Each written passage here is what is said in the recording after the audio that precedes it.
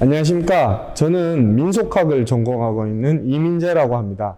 오늘 보여드릴 유물들은 신석기 시대부터 삼국시대까지의 농경의 역사와 쌀의 역사와 관련된 유물들을 보여드리려고 합니다. 앞에 보이시는 전시는 신석기 시대의 유적을 재현해 놓은 전시인데요. 아시다시피 농경의 시작은 신석기 시대부터였습니다. 하지만 벼의 재배는 아직 신석기 시대에는 시작되지 않았습니다. 신석기 시대에 주로 먹었던 곡물들은 기장과 조 혹은 도토리와 같은 곡물들이었는데요. 이런 곡물들을 먹었던 방식을 살펴보기 위해서는 이 갈판과 갈돌이라는 유물에 조금 집중해 볼 필요가 있습니다. 이 갈판과 갈돌은 이 갈판 위에 곡물을 올려놓고 이 갈돌로 이렇게 짓이겨서 곡물을 부셔서 먹는 방식을 택했는데, 이렇게 부셔진 곡물들은 옆에 보이는 신석기 시대의 가장 대표적인 유물이라 할 수 있는 빗살무늬 토기에다가 조리된 형태로 먹었습니다. 아마 그 조리된 형태는 지금의 죽이나 혹은 범벅 같은 형태가 아니었을까 추정이 됩니다. 농경이 사람들의 생활에서 더욱 중요해지기 시작한 시기는 바로 청동기 시대입니다. 그리고 벼 역시 청동기 시대에 한반도에 처음 도입돼서 이제 재배되기 시작하는데요. 앞에 보이시는 전시가 바로 청동기 시대 취락을 디오라마로 재현한 것입니다. 보시다시피 울타리를 기준으로 안쪽은 취락이 구성되어 있고 바깥쪽은 농경지가 구성되어 있는 형식입니다. 그리고 수업에서도 들었다시피 쌀이 청동기 중기 정도에는 이 주거지 곳곳에서 산발되게 이제 보여지는 양태를 보이다가 철기 시대로 점점 넘어가는 그 시기가 되면서 한 곳에서, 특히 창고와 같은 곳에서 집단적으로 발굴되는 영상을 보입니다.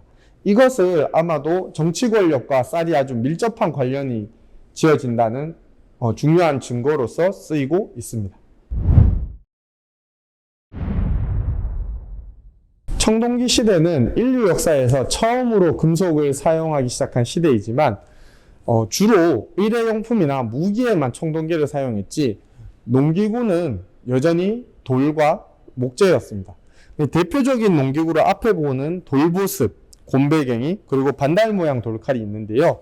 이 돌보습은 현재의 쟁기와 같은 역할을 했다고 보시면 되고, 이 곰배갱이 같은 경우에는 괭이나 혹은 호미 같은 역할을 주로 했고, 이 반달 모양 돌칼은 현재는 이제 거의 볼 수가 없는 형태인데, 이 반달 모양 돌칼은 지금의 낫과 같이 볏짚 채로 이렇게 수확을 하는 것이 아니라 볏짚에 달려있는 이삭만을 이렇게 훑는 방식으로 수확을 했던 돌칼입니다. 특히 이 반달 모양 돌칼 같은 경우에는 중국 동북부에서부터 시작해서 한반도, 일본 열도에 보이는 청동기 시대 대표적인 농경 유물로서 동아시아 농경 문화의 어떤 유사성을 좀 보여주는 중요한 유물입니다. 청동기 시대의 벼의 재배는 논에서 이루어졌습니다. 청동기 시대 논의 특징은 크게 두 가지로 볼 수 있는데요. 하나는 평야지대가 아니라 구릉지 지대에서 많이 이루어졌다는 것입니다. 왜 그렇다면 구릉지대에서 이루어졌느냐?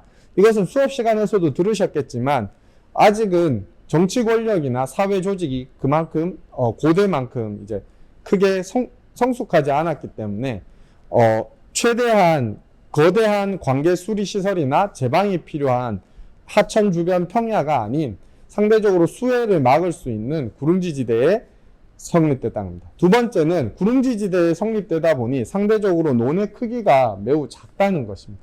이런 것들이 이제 청동기 시대 논 유적의 특징이라고 말할 수 있습니다. 철기 시대가 시작되면서 농업은 또 한 차례 크게 변화하게 됩니다. 이 농업 변화의 가장 큰 원인 중에 하나는 바로 철기 농기구의 등장인데요. 앞선 청동기 시대와는 달리 철기가 본격적으로 농경 도구에도 사용되기 시작했습니다. 이 철기가 농경 도구에 시작됐다는 것이 어떤 것을 의미하느냐? 하나는 이제 개간할 수 있는 땅의 대상이 훨씬 더 늘어났다라는 거 하나가 있고요. 두 번째는 땅을 더 깊이 팔 수 있게 됐다는 뜻입니다. 땅을 깊이 팔게 될 수 있다는 것은 지력의 이용이 훨씬 더 활성화되었다라는 것을 뜻합니다. 대표적인 농기구가 여기에 보이시는 이제 볕 같은 것들인데요. 이런 볕이라고 하는 것은 이제 쟁기에서 땅을 가는 부분인데, 이것이 이제 철로 만들어지면서 훨씬 더 깊이 있게 땅을 갈 수 있게 되었습니다. 철제 농기구의 이용만큼이나 농업에 큰 변화를 일으킨 것은 바로 소의 이용입니다. 이 소를 처음 농경에 이용했다고 나오는 기록은 6세기경의 문헌 자료인데요.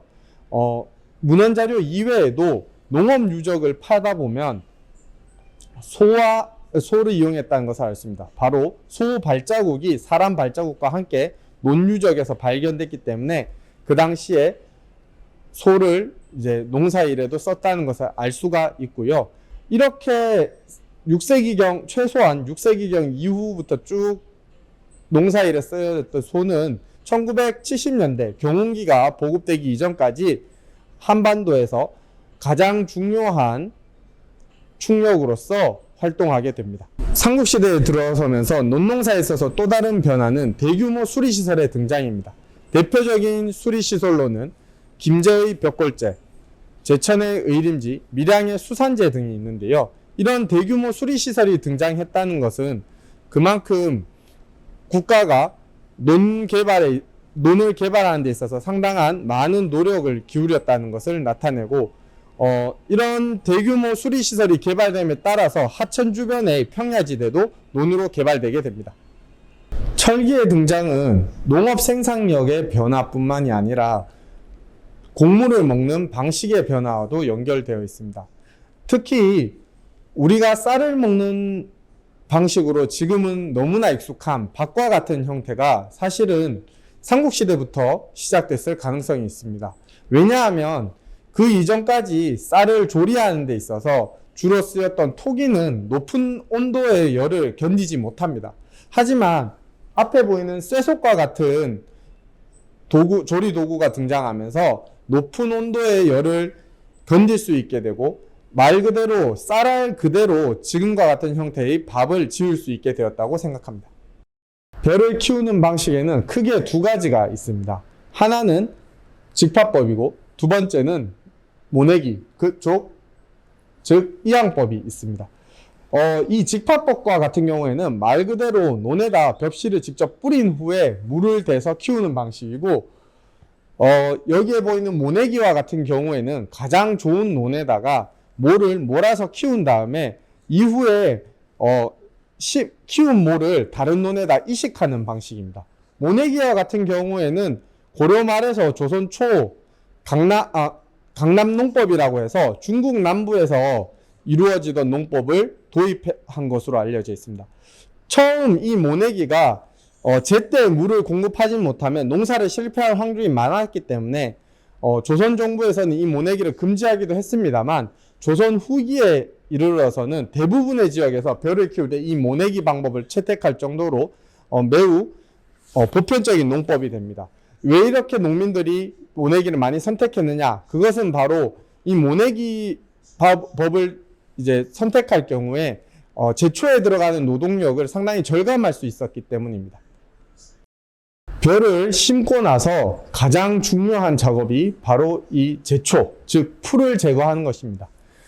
한국 역사에서 풀을 제거하는데 가장 많이 쓰이고 현재에도 지금 많이 쓰이는 도구가 바로 이 홈이라는 도구입니다. 이 홈이라는 도구는 원래는 긴 호미도 있었고, 자루가 긴 호미도 있었고, 짧은 호미도 있는데 현재는 거의 다 짧은 호미만을 쓰고 있습니다. 호미는 뒤에 보이시듯이 지역마다 조금씩 모양이 다른데요. 지역마다 모양이 다른 것도 다른 것이지만 크게 호미를 두 가지로 구분할 수 있습니다. 하나는 논호미이고 다른 하나는 밭호미입니다.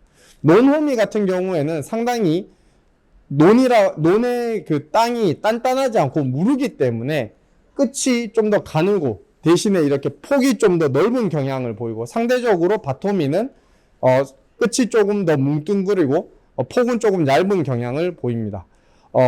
그리고 밭호미에서도 양귀홈이라는 형태가 있고, 그 다음에 역삼각형형 홈이라는 것이 있는데, 이런 홈이들도 각 지역마다 그 다음에 용도에 따라 다른 양상을 보입니다.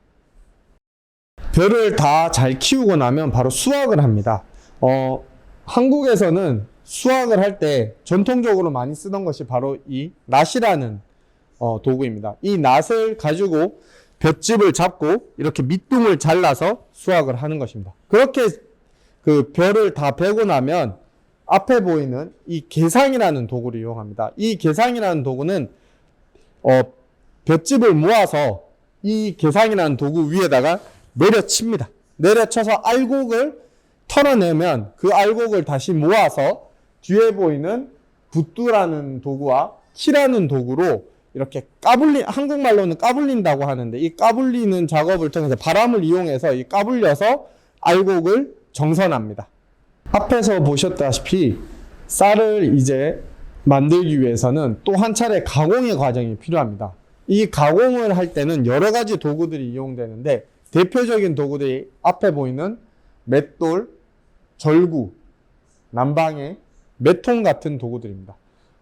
절구 같은 경우에는 저기 보이는 절구통 안에 곡식을 넣고 보이는 저기 공이를 들고 찧어서 껍질을 벗겨내는 방식이고, 매통 같은 경우는 위에 있는 홈이 있습니다. 이 홈 안에다가 정선한 알곡들을 넣어서 그것을 돌리면 저 사이 틈에서 껍질이 벗겨지는 형식입니다.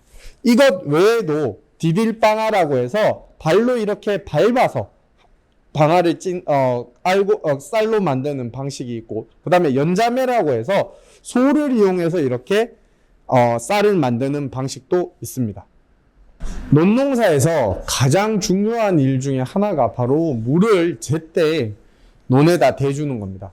이런 물을 대기 위해서는 다양한 농기구가 이용되는데요. 앞에 보이시는 맞두레 같은 경우에는 저쪽에 보이는 그림과 같이 사람 둘이 양쪽에서 모여서 그 맞두레를 물에다 담갔다가 물을 이렇게 퍼내는 형식으로 논에다가 물을 공급하는 형태였고, 저기 끝에 보이는 용두레와 같은 경우에는 혼자서 물을 이렇게 퍼내서 논에다가 공급하는 형태의 것들이었습니다. 오늘은 조선 후기 논농사의 방식 혹은 전통적인 논농사의 방식을 농기구를 중심으로 설명을 해드리겠습니다. 논농사의 시작은 바로 논 만들기입니다. 논을 만들기 시작하는 시기는 음력 2월부터이고, 이 논을 처음 만들 때 바로 앞에 보이는 이 쟁기를 가지고 소에 걸어서 땅을 파기 시작합니다. 땅을 일구기 시작하는 거죠. 이를 땅을 맨 처음에 일굴 때 이 쟁기를 다루는 게 워낙 어려운 일이기 때문에 일하는 사람 중에서도 이 쟁기를 잘 다루는 사람을 소위 상머슴이라고 해서 매우 높게 쳐줬습니다. 그리고 이렇게 쟁기를 가지고 땅을 뒤엎어 놓으면 뒤엎어 놓더라도 아직 그 겨울 내내 얼었던 땅이 뭉쳐 있기 때문에 이 흙을 다시 부드럽게 만들어 줘야 됩니다. 그럴 때 쓰는 것이 바로 옆에 보이는 썰애입니다.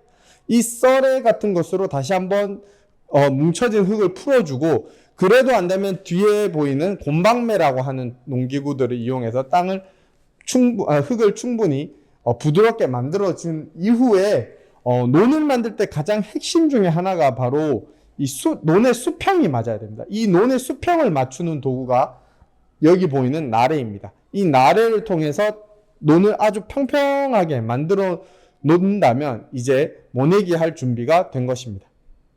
식민지 시기에 들어서면서 한국의 논농사 방식은 아주 달라졌습니다. 앞에 보이는 여러 도구들이 바로 그 변화의 주역들인데요. 먼저 중간에 보이는 게 발동기입니다. 일종의 엔진 같은 건데요. 이 발동기는 식민지 시기에 주로 물을 끌어올리는 양수 펌프기 같은 역할과, 그 다음에 정미기를 돌릴 때도 사용되었고, 그리고 벼를 탈곡할 때도 쓰이는 아주 농촌 현장에서 매우 유용한 도구로 많이 사용이 됐습니다. 이 발동기 같은 경우에는 엔진이기 때문에 주로 석유 연료를 넣어서 돌렸었고요. 옆에 보이시는 게 바로 회전 탈곡기라고 하는 것입니다. 뒤에 지금은 잘 안 보이지만 앞에 페달이 있고요. 이 페달을 밟아서 중간에 보이는 이 통이 돌아갑니다. 이 통이 돌아갈 때 벼를 넣어서 이쪽에 보이는 날붙이들이 벼 알알을 때려서 벼를 터는 방식의 그런 방식이고 1960년대, 70년대까지도 매우 활발하게 한국 농촌에서 쓰였던 농기구입니다. 그리고 옆에 보이는 농기구가 바로 새끼트리라고 합니다. 제승기라고도 하는 건데요. 예전에 볏짚을 가지고 새끼를 꼬을 때는 손으로 직접 꼬았습니다. 예, 사람 손으로 직접 꼬다가 이런 새끼트리 등장하면서 농사 현장에서 다양하게 쓰이는 새끼들이 이런 새끼트리라는 도구를 통해서 만들어지게 되었습니다. 그리고 저 뒤에 보이는 것이 바로 제초기입니다. 저런 형태의 제초기는 사실 이전에 식민지 시기 이전에는 거의 볼 수가 없던 것이고요.